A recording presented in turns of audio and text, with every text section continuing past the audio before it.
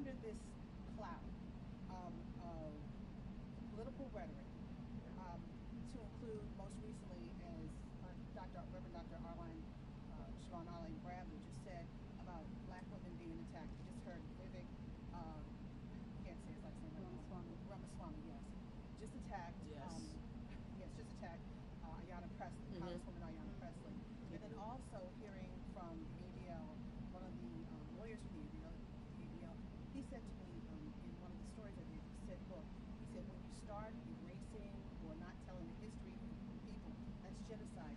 What do you say in this moment, and how do you attack these politicians that are doing just that are trying to target black women and committing genocide, if you will? Well, we attack them by voting them out of office. But what is more concerning, and we talked about this at length, is how you take the guns out of the hand of haters. So Ramaswamy is talking. You can vote against him. But what about those that have these AR-15s writing swastika on them and that are writing manifestos against blacks? That's what we talk to the White House about. And I think all of us support Ayanna Pressley to act like she is in any way like the KKK who hung and killed us, and not address the lynching that happened in Jacksonville. Ramaswamy needs to find out what KKK were. They were not members of Congress. They were people with hoods on and lynching people.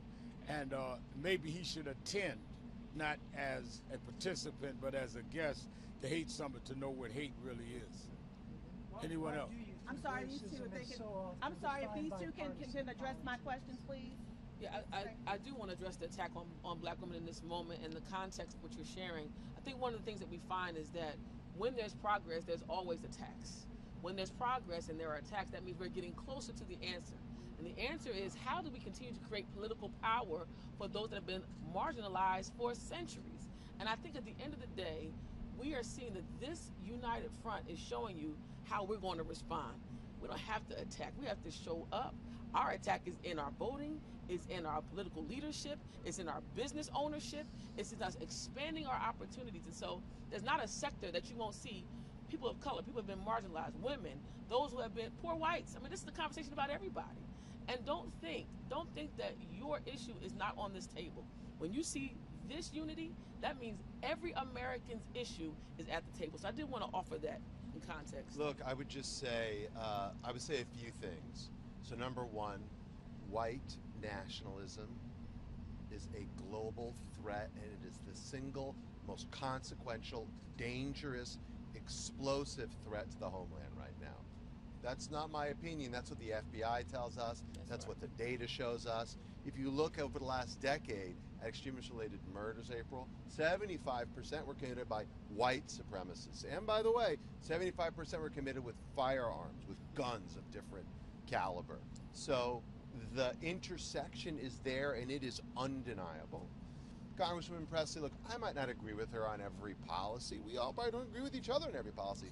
But to slander her as KKK is deplorable. It is really toxic and terrible. And I would hope that the candidate would walk that back. Because again, the KKK murdered people, killed them, tore them out of their homes, and hung them from trees, burned crosses in their lawns.